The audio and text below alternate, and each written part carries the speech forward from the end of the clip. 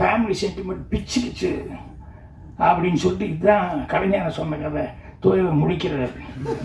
ஏன்னா நம்ம தான் காரில் சொல்லிட்டு வந்தோம், நம்மளதே வந்து சொல்லிட்டாரு அப்படின்னா அப்புறம் வெளியே வந்து நீ தோய்வா நீ என் சீனு தான் திருந்த, நான் கதையை மட்டும் நடிச்சிருந்தா அப்படின்னா. இது வந்து கேட்கும்போது காமெடியாக இருந்தது. ஆனால் உண்மையிலேயே கதை அப்படிங்கிறது நம்ம லைஃப்பில் இருந்து எடுக்கிறது தான் கதை. முதல்ல சுகலாசத்தங்கள் நான் வந்து ஒரு 75 நாள் போச்சு, ஒரு பேர் கிடைச்சிது. முதல்ல எனக்கிட்ட ஒரு முந்தானை முடிச்சு ஒரு எங்கே சென்றாஜா அந்த 7 நாட்கள் இந்த கதையெல்லாம் முதல்ல என்கிட்ட இருந்து எடுத்துனே அதுதானே பண்ணியிருப்பேன், எடுத்தோன்னே சில்வர் ஜூபிலி கொடுக்குற மாதிரி. அப்போ என்கிட்ட இல்லை, முதல்ல யோசிக்கும் போது இது ஒன்று மட்டும் தான் வந்தது. அதனால் நான் எல்லாம் சினிமாவுக்கு வர்றது படிக்கிற காலத்தில் படிப்பு சரியாக விட்டுட்டேன், சரியாக படிக்கல. ஆனால் சும்மா சுத்தர நேரத்தில் காண்டேகர் எழுதின கதையை, நம்ம ஜெயகாந்தன் சார் எழுதின கதையை, கல்கியோட பொன்னியின் செல்வன், இந்த மாதிரி நிறைய கதை புக்குகளை படிக்கும்போது நம்ம லைஃப்பில் இல்லாத எக்ஸ்பீரியன்ஸ் எல்லாம் வந்து அவங்ககிட்ட இருக்கிற லைஃப்பில் இருந்து அவங்களுடைய கேரக்டர்ஸ்ல எல்லாம் அது நமக்கு கிடைக்கும்.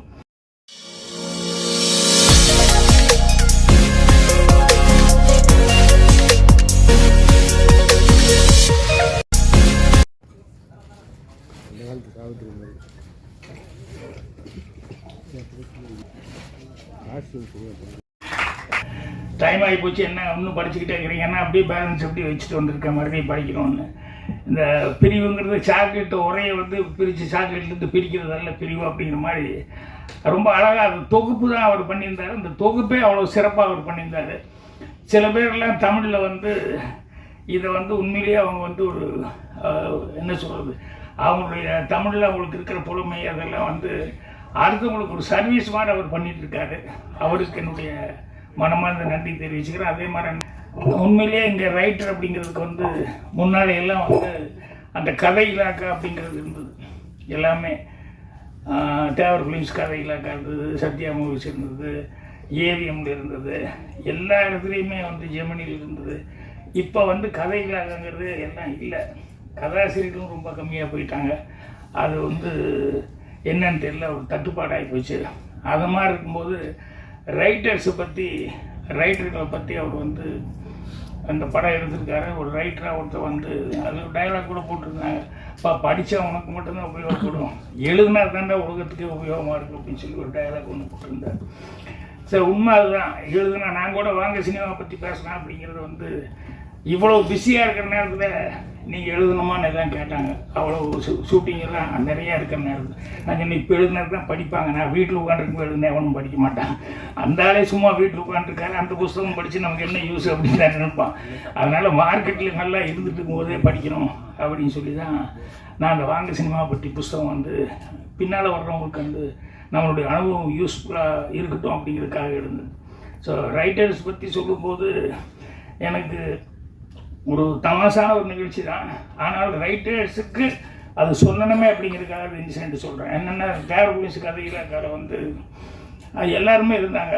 கலைஞர் சார் இருந்தார், தோய்வன் இருந்தார், டைரக்டர் மகேந்தர் இருந்தார், மாறா, இப்படி எல்லாமே எல்லா ரைட்டர்ஸுமே அங்கே இருந்தாங்க. தேவர் போலீஸில் என்னென்னா முதல் நாள் போகும்போது டேய் இந்த இடத்துக்கு கொஞ்சம் நல்ல சீனாக ஏதாவது ஒன்று பிடிச்சிட்டு வாங்கடா அப்படின்னு சொல்லி அனுப்புவார். காலையில் 8 மணிக்கு கார் போய் எல்லா ரைட்டரையும் ஒவ்வொருத்தையாக காரில் தூக்கி போட்டு கொண்டு வந்து உட்காரு. 8-8:15 எல்லோரும் வந்து அசம்பிள் ஆகிடுவாங்க. 7:30 மணிக்கெல்லாம் வந்து நேற்று சொன்னடா என்னடா சீன் யோசிச்சுட்டு வந்தீங்க அப்படின்னு சொல்லுங்கன்னா, இந்த ரைட்டரையும் வந்து எல்லாம் வயசானவங்கெல்லாம் இருக்காங்க. இருந்தாலும் அவங்களுடைய கேரக்டர் தான் பார்த்தீங்கன்னா இந்த சின்ன பசங்களுக்கு உண்டான கேரக்டர் தான் அவங்ககிட்ட இருக்கும். என்னென்னா தூயவன் யோசிப்பார், அவருக்கு ஒன்றுமே கிடைக்கல, போனால் சின்ன பசங்க அவர் பயங்கரம் திட்டுவார், துளுக்காக அப்படியெல்லாம், அதாவது தமாஷா பேசுவார், பிரியமாகவும் பேசுவார், எல்லா உதவியும் செய்வார். அவர் வந்து பயங்கரமாக திட்டுவார் எல்லாத்தையும் வச்சுக்கிட்டு அப்படின்னு சொல்லிட்டு அவருக்கு சீன் வரல. அப்படியே யோசிச்சுட்டே வருவார்.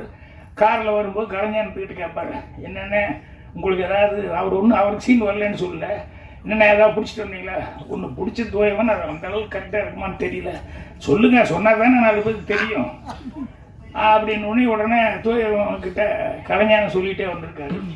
வந்தோடனே இவங்க 8 மணிக்கு அசம்பிள் ஆனோடனே, என்னப்பா நேற்று சொன்னேன் ஏதாவது சீன் யாராவது தின் பண்ணிட்டு வர்றீங்களா அப்படின்னு தோயவன் முதல்ல கை தூக்கிட்டார். நான் சொல்கிறேன், சொல்லுடா பாடுறா, அவன் முதல்ல சொல்கிறாங்க சொல்லுடா அப்படின்னா கலைஞான சீனிவர் அப்படியே சொல்லிட்டாரு. கலைஞான திருன்னு முடிக்கிறாரு. இப்போ அவரால் சொல்லவும் முடியல. இல்லை நான் யோசிச்சுட்டு வந்தேனே வழியில் இப்படி பண்ணி திருடிட்டேன், நான் என்ன பண்ணது இல்லைன்னு ஒன்றும் சொல்ல முடியல. அதுக்கப்புறம் என்ன கலைஞானம் அப்படின்னாரு. ஆனால் ஒன்றும் வரல, அவன் பாடுற அவனை விட வயசு எவ்வளோ கம்மி அப்படின்னு திட்டாரு. தூயம் சைலண்ட்டாக அப்படி உட்காந்துட்டாரு. அப்புறம் அடுத்த நாள் வந்து பேசும்போதெல்லாம் தூயவங்கிட்ட, என்ன உன்னை நம்பி நான் சொன்னேன் தூயவா, இப்படி பண்ணி போட்டு கழுத்து எடுத்துட்டியே, அந்த மனுஷங்கிட்ட என்ன திட்டு வாங்க வச்சுட்டியே அப்படி இப்படின்னு பேசி, அப்புறம் ஏன் இந்த பேசாமையும் விட்டுருக்கு, மூடு விட்டு வர்ற தூயவன் என்ன, என் பொண்டாட்டி கூட நான் பிரச்சனை, அது எல்லார் வீட்லேயும் பிரச்சனை தான் என்ன இருக்குது அப்படின்னா, இல்லைண்ணே எப்போ பாரு வந்து நம்ம வெளியே போய் சம்பாதிக்கிறது சாதாரண விஷயமாண்ணே, ஒரு ஆம்பளை வெளியே போய் எவ்வளோ கஷ்டப்பட்டு சம்பாதிக்கிறான், கொஞ்சம் கூட புரிஞ்சிக்க மாட்டேங்கிறா, நீங்கள் மட்டும் தான் சம்பாதிக்கிறா, அதுதான் இன்னும் நான் வீட்டிலேருந்து குழந்தைகளை பார்த்துக்கிறதெல்லாம் ஒன்றுமே வேலை இல்லைன்னு நினச்சிட்டிங்களா, அதே குழந்தைகளை பார்த்துக்கிறது ஒரு பெரிய வேலையாடி, சமையல் பண்ணுறது ஒரு பெரிய வேலையாடி, அப்படின்னா நீங்கள் போய் சம்பாதிக்கிறது மட்டும் பெரிய வேலையாகும் அப்படின்னு எப்போ பாரு இதே சண்டைண்ணே. நீங்கள் என்ன பெருசாக அங்கே கிழிக்கிறீங்க, நாங்கள் நீங்கள் பொம்பளை என்ன கம்மியாக மாட்டேன்னு, அது இது ஒன்றாண்ணே, அப்படி முடியுமாண்ணே அப்படி இப்படின்னெல்லாம் சொல்லிவிட்டு எப்போ பாரு என் மாதிரி நீ செய்ய முடியுமா, உன் மாதிரி நான் செய்ய முடியுமா அப்படின்னு சொல்லிட்டு ஒரே சண்டை. அவகிட்ட அவள் எப்படி புரிய வைக்கிறது தெரியல, ஆம்பளையினுடைய கஷ்டமே அவளுக்கு புரியல அப்படின்னாரு. அடுத்த நாள் வந்தோடனே அப்புறம் எங்கேயோ ஒரு கம்பெனியில் கதை கேட்டிருக்காங்க. அப்புறம் கலைஞானம் கதை சொல்லலான்னு சொல்லி போயிருக்காரு. முதல் நாள் கேட்டிருக்காங்க கதை வேணும்னு. அப்புறம் அவர் தூயவனும் கூட போயிருக்காரு. முக்தாபுரி சீனிவாஸ் சார் தான் போய் கலைஞான கதையை ஆரம்பிக்கலான்னு, இந்த தூயவன் கதை சொல்லலான்னு ஆரம்பிக்கிறதுக்குள்ள, இல்லை தூயவா கலைஞான ஒரு கதை சொன்னாலும் ரொம்ப பிரமாதமாக இருந்தது, நீ வசனம் மட்டும் எழுதுன, என்கிட்ட சொல்லவே இல்லையே என்ன கதைன்னு அப்படின்ட்டு. இல்லைப்பா அந்த லைன் நல்லா இருக்குப்பா, ஒரு பொண்டாட்டி எப்போ பாரு புருஷன்கிட்ட சண்டை போட்டுக்கிட்டே இருக்கான், நீ வீட்டில் இருந்து இதெல்லாம் பண்ண முடியுமா, சமையல் பண்ணுறது அது இது இதெல்லாம் குழந்தைய பார்த்துக்கிட்டு சாதாரண விஷயம்னு நினச்சிட்டேன், ஒரு ஆம்பளை செய்கிறதெல்லாம் ஒரு பொம்பளை செய்ய முடியும், நீ போய் சம்பாதிக்க முடியுமாடி அப்படின்னு சதா சண்டைப்பா. திடீர்னு 2 பேருக்குள்ளே ஒரு எக்ரிமெண்ட் போட்டாங்க. என்னென்ன, சரி ஒரு 6 மாதம் இல்லை 3 மாதம் நான் வந்து சம்பாதிக்கிறதுக்கு வேலைக்கு போகிறேன், நீ வந்து வீட்டிலேருந்து குழந்தைகளுக்கு காப்பாற்றுறது சமையல் இதை பண்ணு அப்படின்னு ஒரு எக்ரிமெண்ட் போட்டேன்.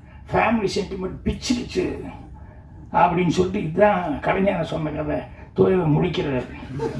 ஏன்னா நம்ம தான் காரில் சொல்லிட்டு வந்தோம், நம்மளதே வந்து சொல்லிட்டாரு அப்படின்னா, அப்புறம் வெளியே வந்து நீ தூயவா நீ சீனு தான் திருந்த, நான் கதையை மட்டும் நடிச்சிருந்தா அப்படின்னா.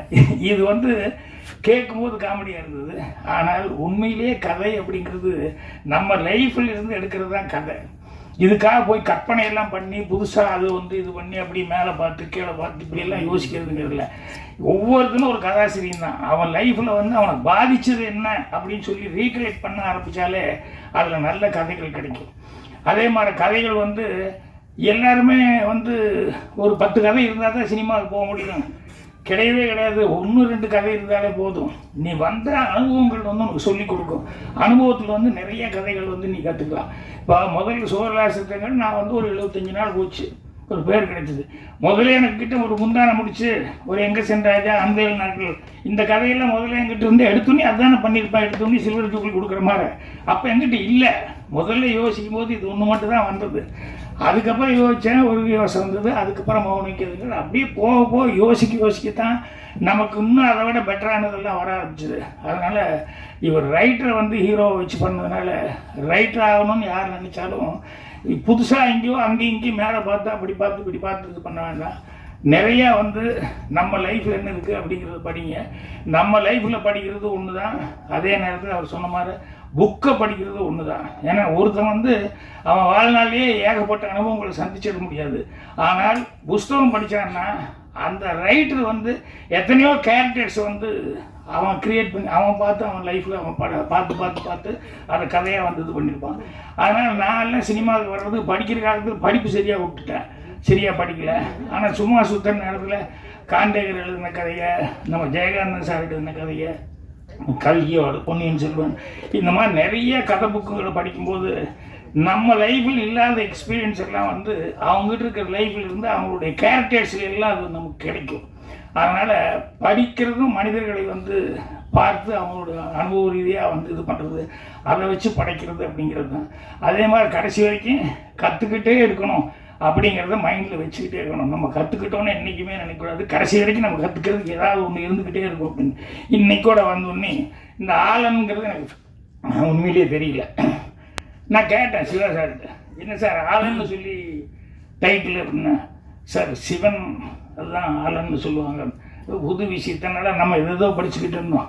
சிவன் அப்படின்னு சொல்லி சொல்கிறது தான் ஆலன். அதில் வேறு 2 தடவை எனக்கு இந்த பாஃப்டா போஃப்டான்னு போன அன்னைக்கு அது இப்படி சொல்கிறதா அப்படி சொல்கிறதா ஒரு குழப்பம் இருந்தது. அதே குழப்பம் இங்கே ஆலன்னா அப்படிங்கிற மாதிரி இவங்க சொல்லும்போது, ஸோ ஆலன் அப்படிங்கிறது வந்து சிவபெருமான வந்து படைப்பாளி அப்படிங்கிறதுக்கு சொல்லுவாங்க அப்படின்னு சொன்னாங்க. அது ஒரு புது விஷயமா இருந்தது. ஸோ சிவா அவர்கள் வந்து அவர் என்ன கதை பண்ணியிருக்காருங்கிறத நான் கேட்டுக்கல.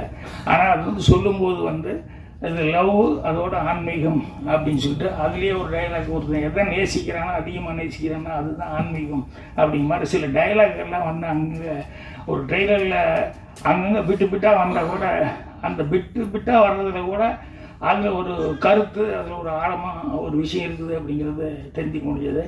ஸோ நான் சொன்ன மாதிரி சர்வீஸ் மென்டாலிட்டியோட இந்த சினிமா எடுக்கிறதுக்குன்னு வந்திருக்கிறது சிவா அவர்கள். தன்னுடைய சொந்த பணத்தை வந்து இதை ரெட்டிப்பாக்கணும் அப்படின்னு நினைக்கிறத விட ஜனங்களுக்கு இது மூலமாக வந்து அவர் சொல்கிறாங்க சார், இது அன்பு அப்படிங்கிறது வந்து போய் சேரணும்.